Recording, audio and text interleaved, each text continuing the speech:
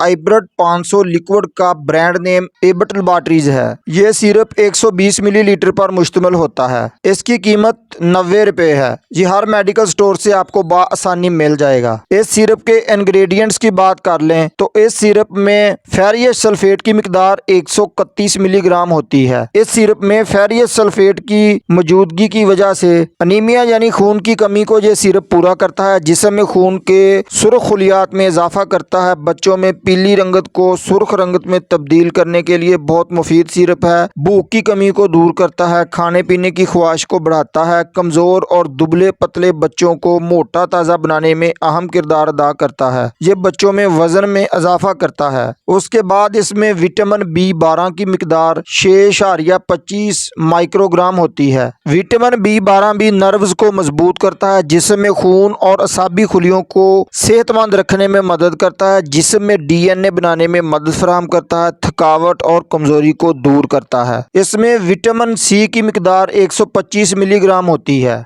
Vitamin C एक antioxidant है जो आपके खुलियात को फ्री रेडिकल के असरात से बचाता है, स्किन की हिफाजत करता है, आपके जिस्म में पैदा होने वाले नुकसानदेह मालिक्यूल से आपके जिस्म को बचाता है। उसके बाद इसमें विटामिन B1 की मिकदार 1.5 मिलीग्राम होती है। जो खुराक हम खाते हैं उसको तोड़ फोड़ कर एनर्जी में कन्वर्ट करता है, मुदाफ़ती निज़ाम को मजबूत बनाता है और जिस्म को सेहतमंद रखने में मदद करता है। आइब्रड सिरप में विटामिन B2 की मिकदार 1.5 मिलीग्राम होती है। ये सिरप बच्चों में असाबी और दिमागी कमजोरी को दूर करता है, बच्चों को चिड़चिड़ापन खत्म करता है। उसके बाद इसमें विटामिन B6 की मिकदार 1.25 मिलीग्राम होती है, जिसकी वजह से ये सिरप बच्चों में डिप्रेशन को कम करता है और प्रेगनेंसी में मतली के इलाज में भी ये सिरप बहुत मुफीद साबित होता है। उसके बाद इसमें निकोटिनामाइड की मिकदार 7.5 मिलीग्राम होती है, जो कि बच्चों की स्किन की हिफाजत के लिए जरूरी है। उसके बाद इसमें डेक्सपेंथिनोल की मिकदार 2.5 मिलीग्राम होती है।